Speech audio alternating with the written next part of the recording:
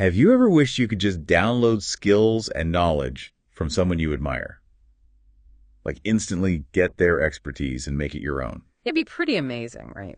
Well, today we're diving deep into something that might just make that a reality. Deep Trance Identification, or DTI for short. Ah, yes, DTI. It's basically like mentally stepping into someone else's shoes. Okay, so we're not talking about some sci-fi mind meld thing, right? No, not at all. This is a real process with actual techniques you can use, and it's not even a new idea. Really? Oh, yeah. It goes way back. Huh. I never thought about it like that. You might be surprised to learn how far back this idea actually goes. I'm all ears. Think about ancient rituals and practices, like the Balinese dancers, They would go into this trance, this ritualistic trance, and they believed they actually became the deities they were portraying. Wow, that's pretty intense. So we're not just talking about like learning a new language or how to play an Yeah, instrument. oh no, this is about embodying a whole new way of being. Fascinating. Those Balinese dancers were essentially performing a form of deep identification, So how does that connect to like modern day DTI? Well, even Milton Erickson, the famous hypnotherapist, was consulted to understand the trance mechanisms at play. Hold on, Milton Erickson.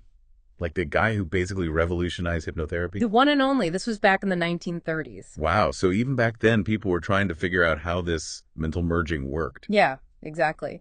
And if we go even further back, the ancient Greeks had this concept of demons. Oh boy, here come the demons. Now, before you imagine like little red guys with pitchforks, think of them more like positive forces, spirits that inspired creativity. Oh, so not the evil kind, more like inner guides or something. Exactly. Think of them as sources of divine inspiration, possessing artists and thinkers to unlock their potential.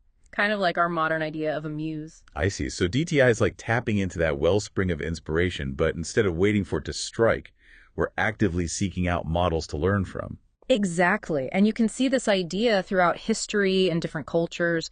Look at the Dionysian mysteries, for example. People would aim to be possessed by Dionysus. That's actually where the word enthusiasm comes from, literally meaning filled with the god. Wow, so enthusiasm is like ancient DTI. I never knew that. It is. Another example, the Ignatian exercises, a Christian practice where you vividly imagine yourself in biblical scenes to deepen your understanding, emotional and spiritual. Okay, so we have these different practices, all very different, but they share this common thread, stepping outside yourself and embodying another perspective or energy. Exactly, and that's what makes DTI so fascinating. It's not just about acquiring practical skills, it's about tapping into deeper levels of consciousness and connection. All right, so we have this historical context, but how does it actually work in the brain? Is there a scientific explanation for this kind of mental merging? This is where things get interesting. Have you ever heard of mirror neurons? Vaguely, yeah. Those are the neurons that fire when we watch someone else do something like we're doing it ourselves. Yeah, exactly. It's like our brains are wired for empathy and imitation. Now, there's some debate about whether mirror neurons exist in humans the same way as they do in monkeys, ethical research limitations and all that. Right, you can't just go poking around in people's brains. Exactly. But even if it's not identical, there's something about those monkey see, monkey do moments that feels real to me. Oh, absolutely. We all have experiences where it feels like mirror neurons are at work. You know when you see someone get hurt and you wince? Yeah. Or yawning when someone yawns? Yeah. Or even feeling emotional watching a movie, like the characters are real. Exactly. And here's what's really important for DTI. Mirror neurons aren't just for physical actions. Studies have shown that even just imagining a sound can trigger brain activity similar to actually hearing it. Really? Just by imagining? Yeah. And it gets even cooler. The brain's response to an action, whether you observe it or imagine it, depends on the context. So how does context change things? Well, think about it. Imagining yourself becoming the Hulk in a fight scene is going to be a very different experience than imagining yourself as the Hulk playing bridge with a bunch of elderly ladies. Okay, that's a funny image. Yeah. But I get your point. Context is key. It's not just about copying actions, but understanding the whole picture, the emotions, the situation. Precisely. It's an active, dynamic process, and that's what makes DTI so powerful. This is fascinating. So we've gone through the history, we've touched upon the neuroscience. Now, how do we actually do DTI? Where do we even begin? Well, the book we're looking at outlines 4 key phases of DTI. Think of it like a journey. You've got preparation, experience, integration, and application. Okay, I can see that. Packing your bags, the trip, bringing back souvenirs. and then actually using what you brought back. Exactly. It's a journey of self-discovery and transformation. So how do we pack our bags, so to speak, for a DTI experience? This is where the event matrix comes in. It's about deeply understanding the person you want to model, their key experiences, skills, beliefs, even their values. Okay, so it's like creating a blueprint of their expertise. Exactly. And the book actually dives into a practical DTI experience using Superman as the model. Wait a minute, Superman? You mean we can learn from fictional characters? Absolutely. The author actually has this personal connection to Superman, always wears a Superman t-shirt. It's a great example of how powerful DTI can be when you connect with the model on a personal level. Okay, I'm intrigued. So how does the Superman DTI actually work? First, you have to pinpoint key moments from his life, the ones that really reveal his character. Then you create these vivid mental movies of those events. Like directing your own Superman film. Exactly. And here's where the actual DTI magic happens. You're in a mental movie theater watching these scenes, but then you rewind to the start of a scene and you float into Superman. Yeah. You're experiencing the events from his perspective. Oh, so we're not just watching Superman, we're becoming Superman. Exactly. And as you do this with different scenes, you start to embody Superman's qualities, the strength, the courage, that unwavering belief in doing good. Okay, now that's powerful. But how do we take these Superman qualities out of the movie theater and into our everyday lives? That's where the Swish technique comes in. It's a way to link a specific context, like a tough meeting at work, with Superman. So whenever you encounter that trigger, your brain activates that DTI state. So it's like having Superman on speed dial. Exactly. But hold on a second. Wouldn't there be a risk of taking on qualities that might not be so helpful? Or maybe even clash with my own values? Like, what if I'm not comfortable with Superman's level of assertiveness, for example? That's a great point, and that brings us to the ecology check. Ecology check. I'm imagining a mental sustainability assessment or something. You're not far off. It's like trying on new clothes. What looks great on someone else might not fit you. Your personality, your lifestyle, your values. It's about making sure the new traits fit you. So we're not just blindly copying, we're making sure it all works together. Right. The ecology check helps you avoid those potential pitfalls so that the DTI experience is actually beneficial and aligns with who you are at your core. This is all really insightful. But before we go any further, can we back up to choosing the right model? Because if we're not careful, it seems like we could end up embodying traits that create more problems than they solve. You're absolutely right. Choosing the right model is so important. The book actually tells a story about Stephen Gilligan. Wait, the hypnotherapist we talked about? Yeah, that's the one. Well, he developed a frozen arm after modeling Milton Erickson. Hold on. He got a physical symptom just from modeling someone. It can happen, and it shows how crucial it is to understand the model's strengths, but also their potential weaknesses. It's not about copying everything blindly. It's about being smart about what you're trying to gain. So how do we go about choosing the right model? What are the key things to consider? Clarity is really important. First, you need to define the context. Where do you want to use these skills? What's the situation you're facing? Okay, so let's say I'm feeling stuck in my career and I want to model someone who's a super successful entrepreneur. That's the context. Perfect. Now, what's the desired outcome you want in that situation? What are you specifically trying to achieve? Well, I want to be more confident. Taking risks, making decisions, and pursuing my own ventures. Basically, break free from this feeling of being stuck. Okay, great. And finally, what are your values in that context? What's truly important to you as you're going through this entrepreneurial journey? Well, integrity is a big one, and creativity, and making a positive impact on the world. I don't just want to chase money, I want to build something meaningful. Excellent. By being clear about those three things, context, outcome, values, you're already doing a lot to pick a model whose traits will actually help you. This makes a lot of sense. So can we go back to that event matrix for a second? We mentioned it before, but I want to understand how it helps us go beyond just surface level observations. Like, how do we really get into the model's inner world? This is where the logical levels model comes in. It's from NLP. Think of it as a hierarchy, starting with the external environment and then going inward. So like a pyramid. Yeah. Environment at the bottom, and then behaviors. Then capabilities, beliefs, values, identity, and finally spirituality. Ah, I see. So by mapping the event matrix, those key moments from the model's life onto these different levels, we get a fuller picture. You got it. We see how the environment shaped their actions, how their skills influence their beliefs, and how those beliefs in turn, shape their identity. It's not just about copying what they do, it's understanding why they do it. I'm seeing how this can get really deep. Can you give me an example of how this works in the real world? Sure.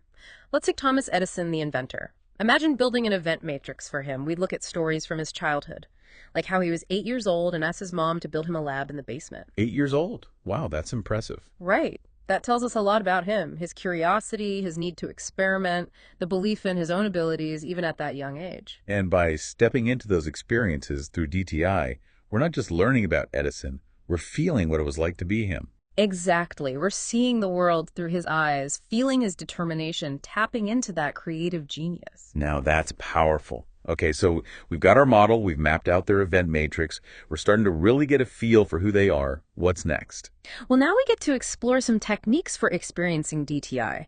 There's one pioneered by a guy named Alexander Rykov. It involves 3 key elements. Okay, lay it on me. Rykov's secret sauce. First, he emphasized going deep into a trance state. He believed that a really profound trance was essential for a powerful DTI experience. That makes sense. We're talking about merging consciousness, so a deep trance would definitely help. Yeah, exactly. And second, he brought in the idea of regression to childhood. Remember those logical levels?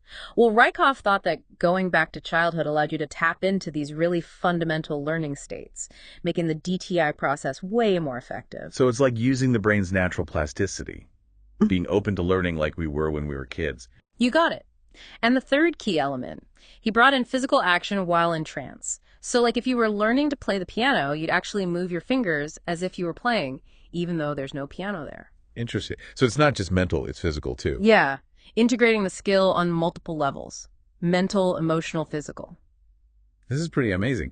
So we're going deep into trance, tapping into childhood, and physically enacting the skills. Quite a combination. It is. And this leads to a really interesting question. When we use regression in DTI, should we model the person as an adult or as a child? That's a good one. Since we're already regressing the person, wouldn't it make sense to model the model's childhood experiences too? Well, it depends on the model and the skills you're after. Let's say you want to be a better musician. Modeling Mozart as a child could be really powerful. Yeah, because we'd be tapping into that innate musical talent, that early exposure, the passion for composing from a young age. Exactly, but now let's say you're modeling someone like Stephen Gilligan. He's a master of hypnosis, but his early childhood was actually pretty traumatic. Ah, I see what you mean. In that case, it makes more sense to model his adult self, focusing on the skills he developed later in life. Right. It's all about choosing the parts of the model's life that are the most relevant and helpful for your goals. Makes sense. So we were talking about regression techniques. What about this looping idea? How does that work and how does it fit into DTI? Okay, so imagine this. You regress to a specific age, you add in a new experience, and then you grow back up to the present. But then you do it again, repeating the regression, but now you have that previous experience, which leads to even deeper learning. So it's not just a one-time regression. We're going back, revisiting those moments, adding layers of experience and understanding each time. Exactly.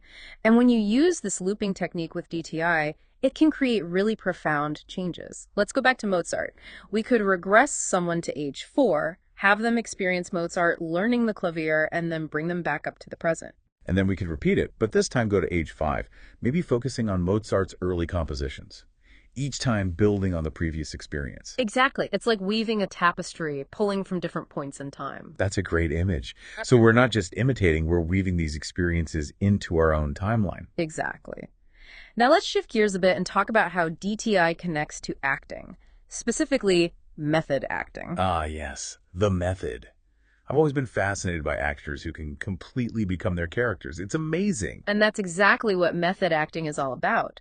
Stanislavski, the guy who created it, called the state yaism, which means I am being.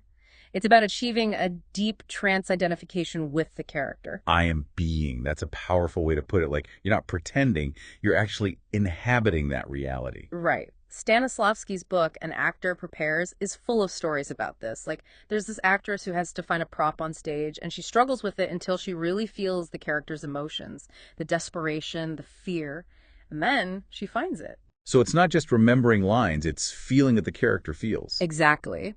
At its core, the method is about deep trance identification, very much like DTI. It's not superficial, it's deep and real. Okay, I'm seeing acting in a whole new light now. And speaking of techniques, what about this BEAT technique? Oh, I love BEAT. It stands for body, emotion, awareness, and thought. You create 4 different mental representations of the model, each one for those 4 aspects. So instead of taking on the whole person, we can choose specific things. Exactly. It's more targeted. You can choose what you want to integrate, what to leave behind.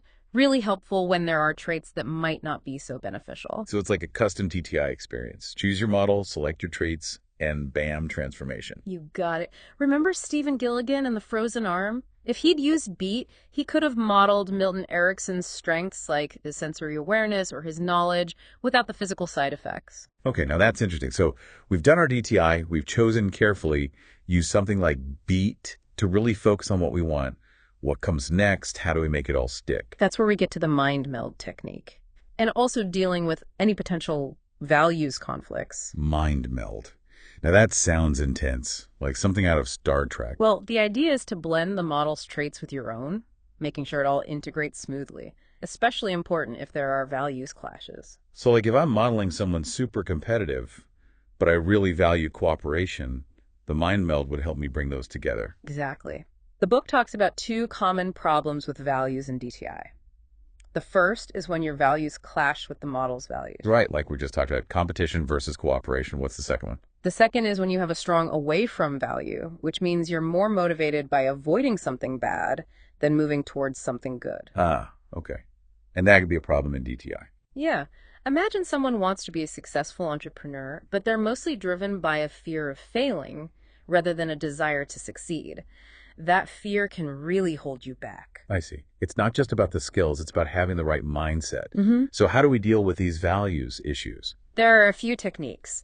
One is to look for an event where the model shows both values, which points to a higher level value that encompasses both. So going back to the competition versus cooperation example, we'd find an event where the model was both competitive and collaborative. Exactly. That higher level value might be something like achieving excellence through partnerships. So it's finding the common ground, right? The underlying principle. What are some other techniques? Well, you can also reframe away from values. Yeah. So instead of focusing on avoiding failure, we might highlight an event where the model took a risk because they were passionate about something. It's shifting the focus from fear to possibility. I like that. So once we've dealt with any values conflicts, the final step is making sure that the DTI experience integrates well into your life. Right, because what's the point of it all if it doesn't actually change who you are? Exactly. And this phase goes beyond just you. It also involves your social context, your relationships. Right, so if you're modeling someone super assertive, you need to think about how that might affect your interactions with your family, friends, colleagues. So we're not just changing ourselves, we're considering the ripple effects. Exactly. And there's a technique called the visual squash that can help with this. Visual squash. That sounds a bit messy. Not really. It's a visualization technique. You imagine the model and your community as separate entities, and you see where there might be conflicts but also resources. Then you bring them together, creating this new symbol that represents a harmonious integration. It's like facilitating a dialogue between the new traits and our existing relationships. Right. The goal is to weave it all together seamlessly. I love that. It's not just changing ourselves, it's considering the impact on our whole world. And to really cement the integration, there's this technique called the double swish. It links the context, the model, and your future self, creating a powerful trigger to access the DTI state. Like a mental shortcut. Yeah. To instantly tap into those model qualities whenever you need them. Exactly. A superpower on standby. This is pretty amazing. We've gone from ancient history to neuroscience to acting to superheroes. It's incredible how it all connects back to this one concept. It is. And speaking of pushing the boundaries, let's talk about something truly mind-bending. Reverse-DTI. Reverse-DTI. Okay, I'm curious. What's the reverse part? Instead of you associating into the model, imagine the model's consciousness coming into you. It's like a role reversal. Oh, now we're talking. So the model becomes the possessor. Exactly. We talked about those early examples of spirit possession. The Balinese dancers, the Greeks. Exactly. Those could be seen as forms of reverse-DTI. So it's not a totally new idea, but we're understanding it in a new way. Right. And there are modern examples, too. Think about those before and after photos for weight loss. Often those are people who were already fit, but they gained weight for the before photo. And then they just went back to being their fit selves. Same diet, exercise, everything, and boom, rapid results. Uh-huh. They're embodying their past selves to change faster. Exactly. And that shows a key advantage of reverse-DTI. It lets you tap into the model's abilities, even if you have limitations right now. So like if I wanted to play basketball like Michael Jordan, but I'm not exactly built like him, reverse DTI could help me bypass that. You got it. It's about tapping into the essence of their abilities. Okay, that opens up a lot of possibilities. Now, you also mentioned a couple of other DTI techniques, Tree of Life DTI and Symbolic Modeling DTI. Can you give us a quick overview? Of course. The Tree of Life is a model of human experience from the Kabbalah tradition. It's like a map of consciousness with different levels representing different aspects of who we are. Sounds pretty mystical. It is. Imagine using the Tree of Life to guide your DTI experience. You move through the different levels, integrating the model's traits on a really deep level. Wow, so we're using this ancient map to navigate the model's consciousness. Exactly. Now, symbolic modeling DTI uses clean language and metaphor to enhance DTI. Remember when we talked about how a coach can use clean language to help someone explore their metaphors? Yeah, it's like speaking directly to the unconscious mind. Well, we can use that same approach with DTI. Instead of just analyzing the model, we use metaphors and symbols to uncover deeper meanings. So we're speaking the language of the unconscious mind. Exactly. And speaking of personalized experiences, there's one more technique to talk about. Superhero DTI. Superhero DTI, okay, I'm all ears. I thought you might be. This is clearly a passion for the authors, and for good reason. Superheroes represent so many things we aspire to. Strength, courage, resilience, the list goes on. They're like modern day myths, inspiring us to be better. Exactly. And the book has a whole chapter dedicated to using them as models. Okay, bring on the superpowers.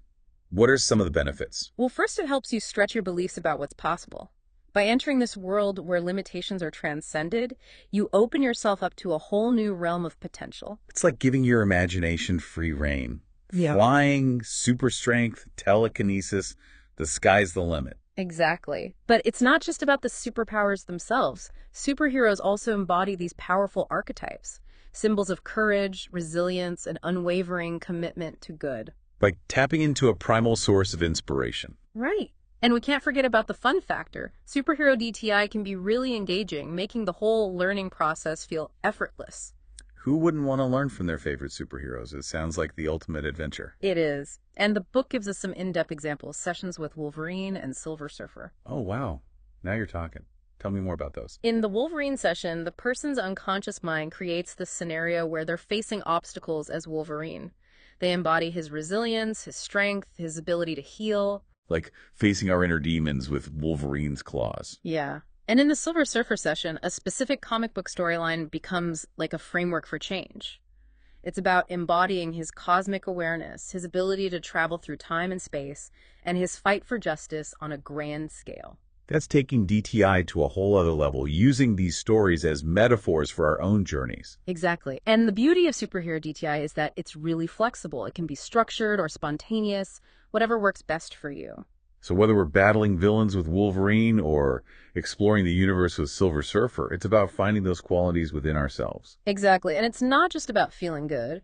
We can actually measure the impact of DTI on the brain. Ever heard of gamma brainwaves? Vaguely. Remind me what those are. They're often linked to those aha moments, those times when you have sudden insights or realizations. Oh, yeah, I know what you mean. Well, there was a study done with Tibetan monks who practice compassion meditation. During their meditation, their brains showed high-amplitude gamma waves. So their brains were basically buzzing with insight and connection. Exactly. And get this. The area of the brain that tells the difference between self and other went dim during meditation. It's like they experienced a sense of oneness. Wow. Like their individual sense of self dissolved and they felt a connection with everything? Exactly.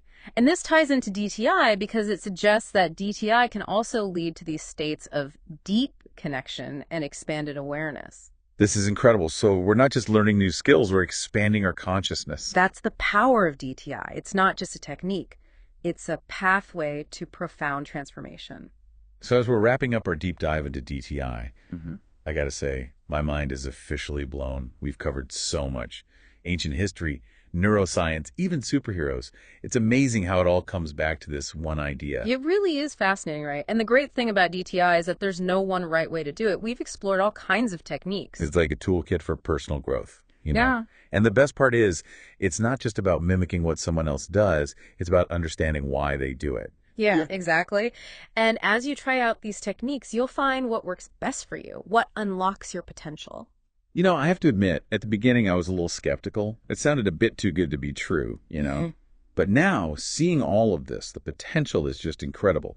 If we can learn from the experiences of others, historical figures, fictional characters, even people we know, the possibilities for growth are just endless.